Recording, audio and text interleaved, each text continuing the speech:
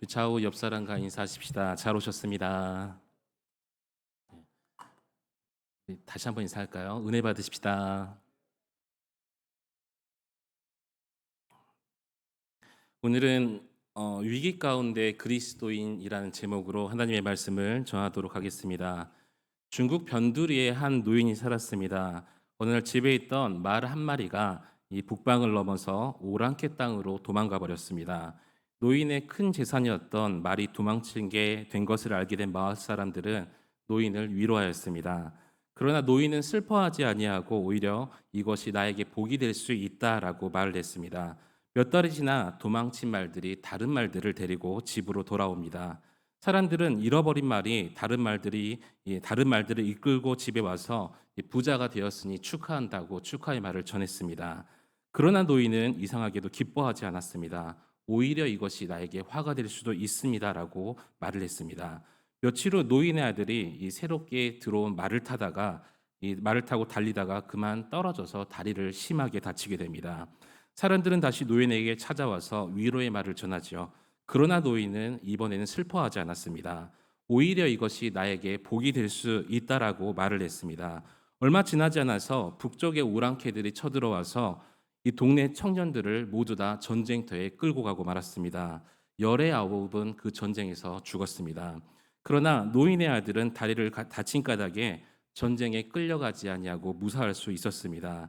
이 이야기는 중국의 회남자의 인생훈이라는 이 이야기에서 나온 이야기인데 우리가 흔히 들어본 인생 세옹지마다 여기서 유래되는 말이기도 합니다. 이처럼 세상에서 복이 화가 되기도 하고 또 화가 복이 되기도 합니다. 그래서 지금의 위기나 성공에 교만하거나 절망할 필요가 없다는 것이죠. 지금의 인생의 끝은 아니기 때문입니다. 이 뉴스나 사람들이 하는 이야기를 들어보면 한국뿐만 아니라 전 세계가 위기 속에 있다고 합니다. 하지만 우리에게 이 위기가 축복의 기회가 될 수도 있습니다. 저는 먼저 우리에게 찾아온 위기가 실패가 아닌 축복의 기회가 될 수 있기를 우리 주님의 이름으로 간절히 축원합니다. 부활하신 주님께서 승천하신 후에 오순절 마가의 다락방에 성령의 강력한 역사가 일어나죠. 성령 충만한 베드로의 설교 때문에 3천 명이 예수 그리스도를 영접하는 귀한 기적이 일어납니다. 교회는 날마다 부흥하고 성장했고요. 그 부흥의 역사가 기록된 것이 우리가 지난 시간 계속 살펴보았던 사도행전 1장부터 7장의 말씀입니다. 근데 오늘 본문의 시작인 8장은 에르살렘 교회에 큰 위기가 닥쳐왔음을 말씀하고 있습니다. 그 이유가 무엇이냐면 스데반 집사님의 순교와 더불어서 예루살렘 교회에 박해와 또 위기가 일어난 것이죠. 교회에 있는 위기가 닥치고 또 교인들은 뿔뿔이 흩어지고 교회에 있는 제자들만 남았습니다. 그러나 초대교회는 이 어려운 시기를 잘 극복했습니다. 오히려 예루살렘 교회의 그 위기는 선교의 기회가 되었고 또 로마와 세계가 복음화되는 첫걸음이 되었다는 것입니다. 지금 전 세계가 우리 뉴스를 보면 잘 알고 있지만 자연재해와 또 전염병 때문에 또 오른 여름은 전 세계적으로 되게 덥다고 하지요. 몸살을 앓고 있습니다. 우리나라에도 얼마 전에 이 동해안의 진도 4.0의 지진이 일어나고 또 크고 작은 지진들이 계속 일어나고 있고 또 미얀마에 있는 큰 허리케인 때문에 이재민과 사상자가 급격히 불어나고 있던 상황이었습니다. 또한 우크라이나와 러시아의 전쟁, 이 전쟁이 끝이 아니라 세계 강대국의 전쟁으로 번질 이런 위기 속에 있는 지금 정세라는 것입니다. 우리 지난 3년 동안에 한국 교회는 6.25 전쟁 때도 겪어보지 못했던 예배의 중단이라는 위기를 맞이하기도 했습니다. 코로나가 지금 우리가 살고 있는 지금 이 시점에서는 중단된 것 같지만 교회와 성도들 앞에 또 어떤 위기가 닥쳐올지 우리는 모르고 있습니다. 또 이 위기가 앞으로 어디로 향할지도 모릅니다. 그러나 우리가 초대교회 성도들이 극복했던 믿음의 그 원리들을 배울 수 있다면 우리의 위기는 새로운 기회가 될 수도 있다는 것입니다. 저는 다시 한번 우리에게 찾아온 위기 속에서 하나님의 놀라운 기적을 체험하는 우리 모두가 될 수 있기를 우리 주님의 이름으로 간절히 축원합니다. 그렇다면 초대교인들은 과연 어떻게 이 위기들을 극복할 수 있었습니까? 첫 번째로 초대교인들은 이 위기 속에 말씀을 붙잡았습니다. 갑작스럽게 위기가 닥치게 되면 모든 것을 다 잃어버리게 됩니다. 지금도 새롭게 사업을 시작했던 사람들이나 또 새롭게 직장을 준비했던 사람들이 갑자기 경기가 악화되어서 또는 질병으로 모든 것을 잃고 내가 지금까지 준비했던 그 기회조차 잃어버렸다. 이런 사연들을 우리는 듣게 됩니다. 특별히 질병인 경우에는 누구도 그 질병을 예측하지 못하기 때문에 대비할 수가 없었습니다. 이 초대교회 성도들은 갑작스러운 박해와 위기로 모든 것을 잃어버렸습니다. 도망치기 바쁘다 보니까 챙기고 싶어도 챙길 수가 없었고 또 간직하고 싶은 물건이 있었지만 간직할 수가 없었던 상황이었죠. 그러나 그 혼란 속에서도 여전히 붙잡은 그 한 가지가 바로 언약의 말씀이라는 것입니다. 우리 4절 말씀 함께 읽도록 하겠습니다. 시작. 그 흩어진 사람들이 두루 다니며 복음의 말씀을 전할세. 아멘. 당시 초대교회 이 교인들에게 큰 위기가 찾아오죠. 그래서 모두 불안해하고 근심을 합니다. 교회 안에서 함께 이 신앙의 교제를 나누며 함께 감격하고 기뻐했던 스데반 집사님께서 순교했기 때문이었습니다. 교인들은 함께 믿음을 나눈 이 교우의 안타까운 순교에 모두 다 슬퍼했습니다. 그런데 더 힘든 일이 무엇이냐면 스데반 집사님의 순교가 끝이었으면 얼마나 좋았을까요? 하지만 스데반 이 집사님의 순교는 핍박의 시작일 뿐이라는 것입니다. 우리 3절 말씀에 사울이 교회를 잔멸할세라고 말씀하고 계시죠. 이 말씀의 원어적인 의미가 무엇이냐면 마치 야생 동물이 이 농부가 잘 가꾼 밭에 들어가서 엉망으로 망치는 그런 상황을 의미하고 있습니다.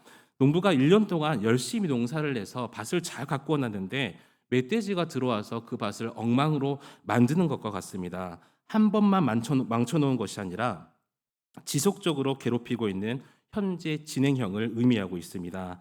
스데반의 죽음으로 박해가 끝나는 것이 아니라 이제 시작이라는 것이죠. 여러분, 우리도 이 위기가 끝이 아닐 수도 있습니다. 아니, 정확하게 성경은 말세에 더 큰 질병 그리고 그 위기들을 말씀하고 계시는데, 또한 동성애와 문제, 차별금지법으로 인해서 그 죄악된 모습을 죄라고 선포하지 못하는, 죄를 죄라고 말하지 못하는 믿음의 위기의 시대도 우리에게 다가오고 있다는 것입니다. 또 제2의 또 제3의 코로나와 같은 질병이 앞으로도 우리를 괴롭힐 것입니다.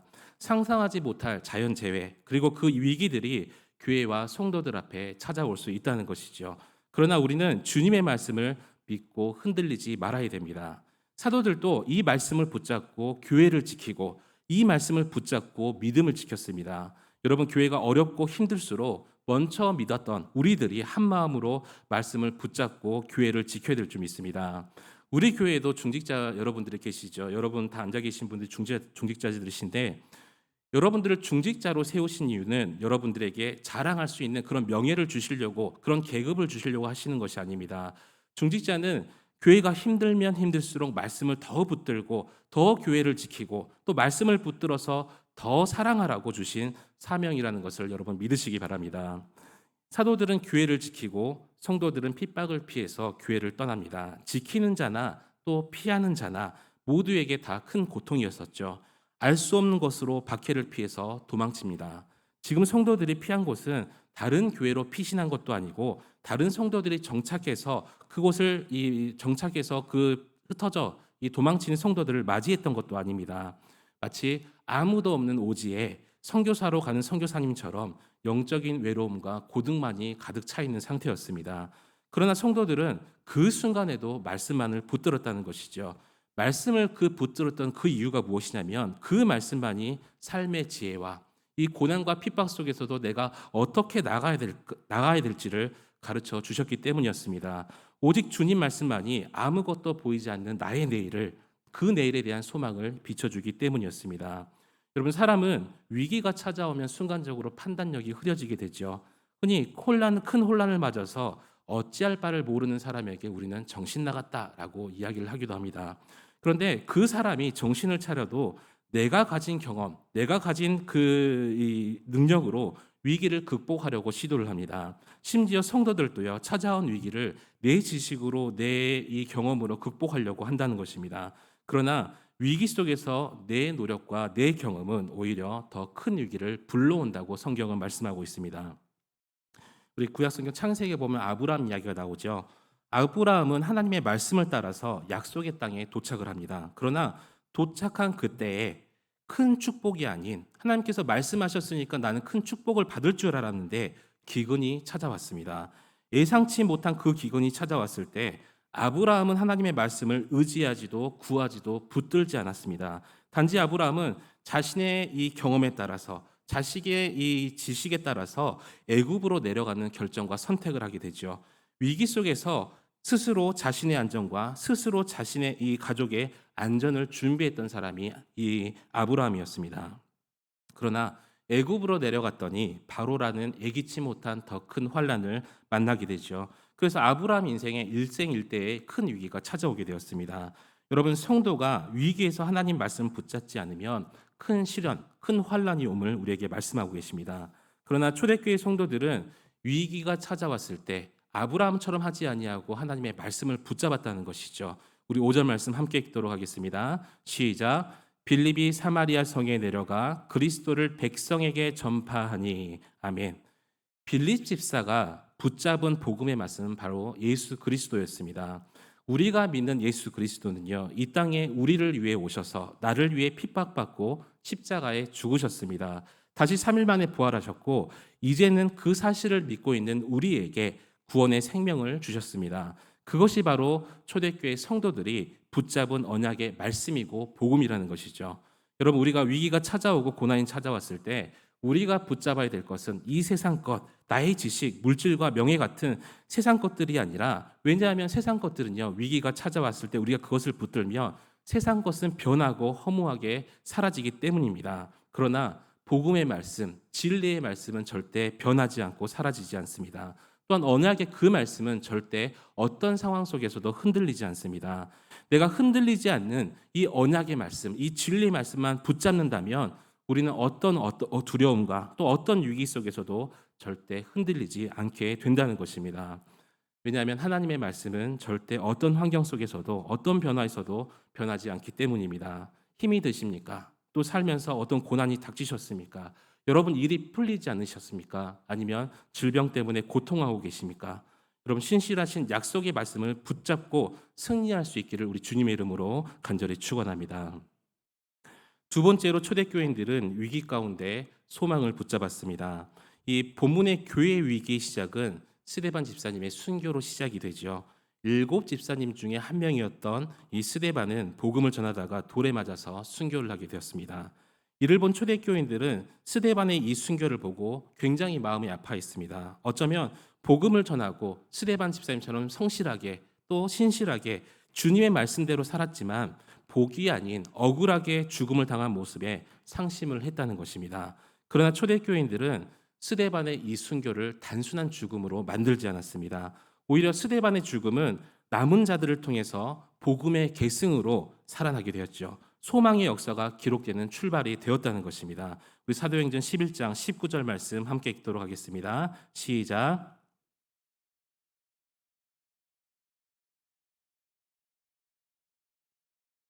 안디옥까지 이르러 유대에게만 말씀을 전하는데. 아멘.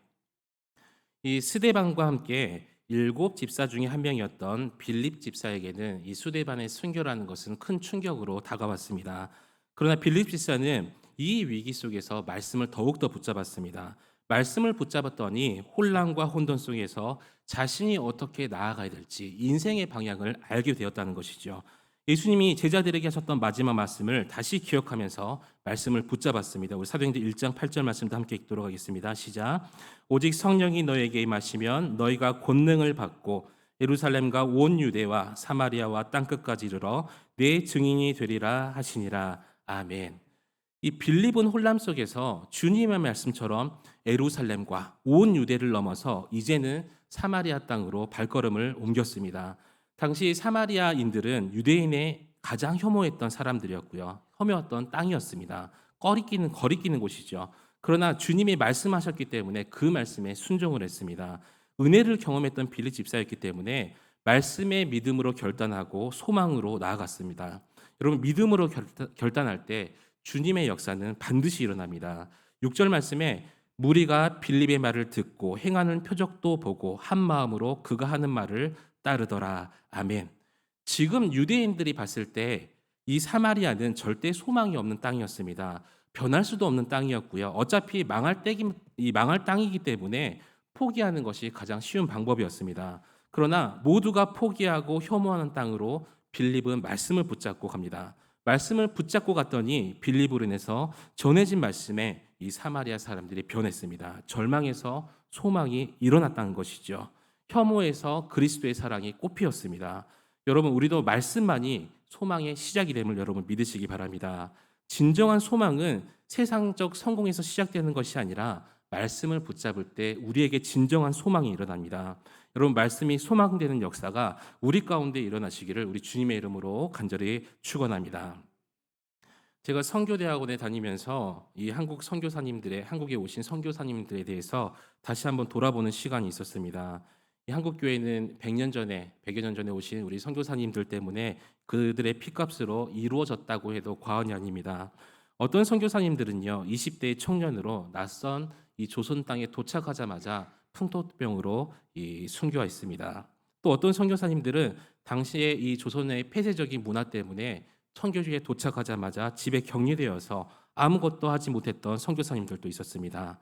당시 사람들이 볼 때 너무 미련하고 비합리적인 방법이었습니다. 이 선교사님들의 헌신은 조롱받았고요. 또 인생을 낭비했다라고 비판을 받았습니다. 몇몇 교회들은 선교사님들의 사역은 실패했다라고 여기기까지 했습니다. 그러나 선교사님의 사역은 실패로 끝난 것이 아니었죠. 그분들의 헌신과 복음의 사명은 헛되이 사라지고 없어지지 않았습니다. 선교사님들은 이미 소망 가운데 소망을 바라보면서 한국 교회를 꿈꾸고 계셨고요. 그 꿈은 오늘날의 우리의 모습의 열매가 되어서 활짝 피게 된 것을 우리는 볼 수가 있습니다.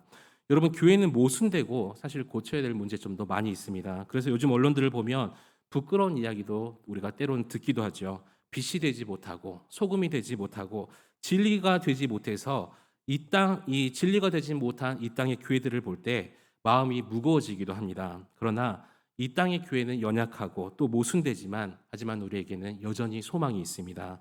여전히 주님의 말씀을 붙잡고 있는 저와 여러분이 있고 또 기도하는 여러분이 있기 때문입니다. 분명히 우리는 부족하고 연약하지요. 그러나 우리 교회와 여러분의 삶에 여전히 소망이 있는 것은 바로 주님의 말씀을 붙잡고 있기 때문입니다. 주님의 약속의 말씀을 붙잡았기 때문에 우리가 어떤 위기 속에서도 절대 실패하고 넘어질 수 없습니다. 여러분, 아무리 어둡고 부족한 우리의 단점 속에서도 절대 절망하고 낙심하지 않는 이유는 주님께서 이미 승리하셨고 우리에게 그 승리의 약속을 소망으로 주셨기 때문임을 여러분 믿으시기 바랍니다. 이 초대교회 성도들도 고통과 핍박 속에서 절망하지 않고 소망을 가졌던 이유가 바로 이 말씀을 붙잡았기 때문이었습니다. 여러분, 말씀을 붙잡으면 소망이 생깁니다. 아무리 부정적이며 절망하는 이유는 예수 그리스도의 말씀을 믿지 않기 때문입니다. 우리가 그러죠. 우리가 병을 치료할 때 우리는 어떤 말씀을 붙잡아야 되죠? 여호와 라파, 우리의 치료자 되신 여호와 하나님을, 그 말씀을 붙잡는 거예요. 초대교회 성도들은 가장 힘들고 무기력할 때 말씀을 붙잡았습니다. 말씀을 붙잡으니까 마음속에 소망이 생깁니다. 말씀만이 소망임을 여러분 믿으시기 바랍니다. 그래서 여러분 힘들고 어려울 때 오직 주님께서 우리에게 주신 그 말씀을 붙잡고 나에게 다시 비추시는 그 말씀의 소망 가운데 믿음으로 승리할 수 있는 또 그 위기들을 극복할 수 있는 저와 여러분이 되시기를 우리 주님의 이름으로 간절히 축원합니다. 마지막 세 번째로 초대교인들은 위기 가운데 사명을 붙잡았습니다. 말씀을 붙잡으면 방금 제가 소망이 생긴다고 말씀을 드렸죠. 그리고 소망의 인생은 사명의 삶을 살게 됩니다. 빌립도 말씀을 붙잡고 소망으로 이 사마리아에 복음을 전합니다. 그런데 빌립 집사만 복음을 전한 것은 아니었습니다. 우리 다시 4절 말씀 한 목소리로 읽도록 하겠습니다. 시작. 그 흩어진 사람들이 두루 다니며 복음의 말씀을 전할세. 아멘. 위기 속에서 분명 초대교회 성도들은 모두 다 뿔뿔이 흩어졌죠.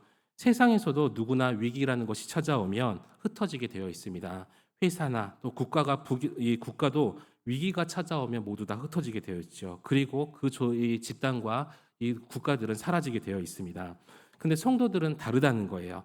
흩어져도 사라지지 않습니다. 사라지기 위해서 흩어진 것이 아니라 목적을 가지고 흩어졌기 때문이라는 것입니다. 이 본문에 이 흩어진 사람들의 원어적 의미가 무엇이냐면 마치 밭에 씨가 뿌려진 모습과 같습니다. 밭 전체에 씨가 뿌려지고 심겨진 모습이라는 것이죠. 여러분, 이 예수 그리스도를 믿는 사람은 흩어져도 씨앗처럼 가는 곳마다 심겨지고 열매를 맺게 됩니다. 이처럼 똑같은 위기를 경험해도 세상 사람들과 다른 이유가 무엇이냐면 우리에게 주신 사명 때문이라는 것이죠. 사람들은 위기가 찾아오면 내 한 목숨 어떻게 하면 이 위기를 벗어날까? 어떤 속에서 어떻게 하면 이 고난 속에서 벗어날 수 있을까? 하지만 성도들은 흩어져 있어도 숨어 있는 곳에서도 복음을 전합니다. 왜냐하면 목숨을 걸고 해야 할 일이라고 여겼기 때문입니다. 그것을 우리가 사명이라고 부르죠. 우리가 예수 믿고 아무리 고통스럽고 힘들지라도 해야 될 것이 바로 사명입니다.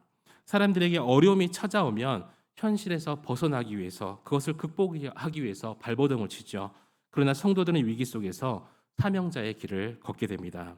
여러분, 사명자는 환경이나 조건 이런 것들을 따지지 않습니다. 시간을 따지거나 또 장소를 따지지 않습니다. 환경을 탓하지 않고 지금 주어진 위기에 머물러 있지 않다는 것이죠. 내가 이 문제만 해결하면 사명 감당할게요. 나 이것만 나에게 주어지면 내가 하나님 일 감당하겠습니다. 이런 것이 아니라 초대교회 성도들은 목숨을 걸고 힘든 상황, 위기 상황, 고통의 상황, 흩어진 상황이었지만 주신 사명에 충성했음을 여러분 기억하시기 바랍니다. 최악의 상황이었지만 주님께서 주신 사명을 멈추지 않았습니다. 그 사명의 결과를 8절 말씀에서 이렇게 말씀합니다. 우리 다 함께 한 목소리로 읽도록 하겠습니다. 시작. 그 성에 큰 기쁨이 있더라. 아멘. 사마리아 땅은 소망이 없고 절망만 있는 곳이죠. 그런데 아무것도 없는 절망만이 가득한 그 사마리아에도 큰 기쁨이 생깁니다. 사마리아 땅에는 포기라는 것만 있었지만 이제 삶의 용기가 생겼습니다.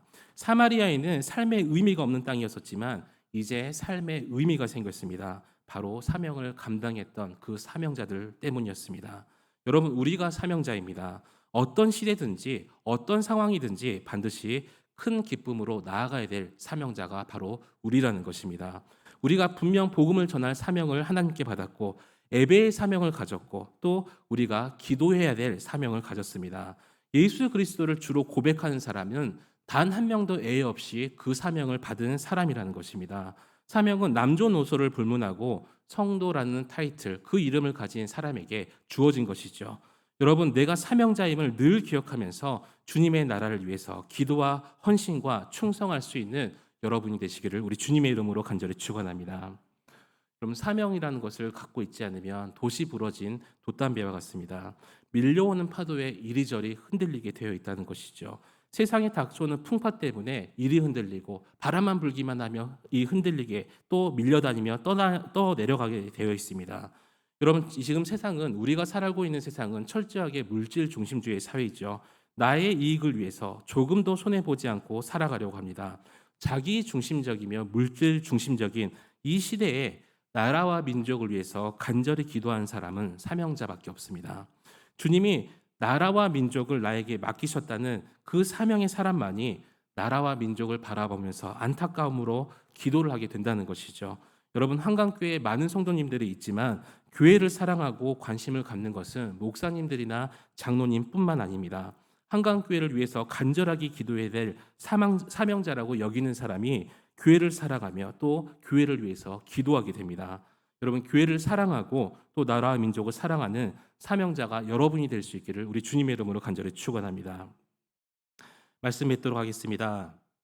우리는 큰 여러 가지 위기에 둘러싸여 있습니다. 어떤 학자들은요, 지금 보여지는 위기는 빙산의 일각에 불과하다라고 경고를 합니다. 신방을 다니면서 집사님들과 목사님들이 하는 이야기를 들었었는데 어떤 집사님께서 지금 경제가 세계 경제가 어느 한 곳에서라도 그 위기가 터지게 되면 연쇄적으로 전 세계가 터질 수밖에 없는 굉장한 위험에 처한 이 시대라고 합니다. 또 수면 위에 숨겨진 위기가 드러나면 감당할 수 없을 것이라는 말도 하셨습니다. 앞으로 얼마나 더 큰 대가를 치러야 될지 아무도 모릅니다. 그러나 초대교회는 이러한 위기 속에서 어둠의 위기 속에서 말씀을 붙잡았습니다. 아무것도 붙잡을 수 없는 그 시대에 말씀을 붙잡았고 그 말씀이 우리의 인생의 기준이 되게 만들었습니다. 그리고 그 말씀을 붙잡고 또한 소망 또한 붙잡았습니다. 소망 가운데 해야 될 사명을 붙잡았고요. 어디에 있든지 그들은 사명의 삶을 살며 위축되거나 두려워하지 않았습니다. 여러분, 우리도 초대교회 성도들처럼 말씀으로 결단할 수 있는 믿음의 결단을 내려야 됩니다. 여러분의 그 믿음의 결단이 교회와 하나님 나라의 큰 기쁨이 될 줄 믿습니다. 여러분, 오직 위기 속에서 말씀을 붙잡으시고 또 소망 가운데 주님께서 주신 그 사명을 잘 감당할 수 있는 사명자답게 살면서 주님의 기쁨이 되는, 또한 위기 가운데 승리하며 저나 위복의 그 큰 축복을 맛볼 수 있는 저와 여러분 되시기를 우리 주님의 이름으로 간절히 축원합니다. 오늘 이 시간 다 같이 말씀 붙들고 기도하기 원합니다. 하나님, 위기 가운데서도 우리의 질병, 또 우리의 가난, 또 우리의 자녀의 문제, 우리 여러 가지 위기 속에 있습니다. 그 위기 속에서 하나님 말씀 붙들며 승리하게 하여 주시옵소서. 아버지, 말씀 가운데 이 어지러운 세상 속에 소망의 빛을 바라보며 그 소망을 품고 하나님께서 주신 사명 잘 감당할 수 있어서 또 하나님께 큰 기쁨, 또 이 세상에 큰 기쁨이 될 수 있는 우리가 되게 해달라고 다 같이 주님의 이름을 한번 간절히 부르짖고 기도하며 나아갑시다.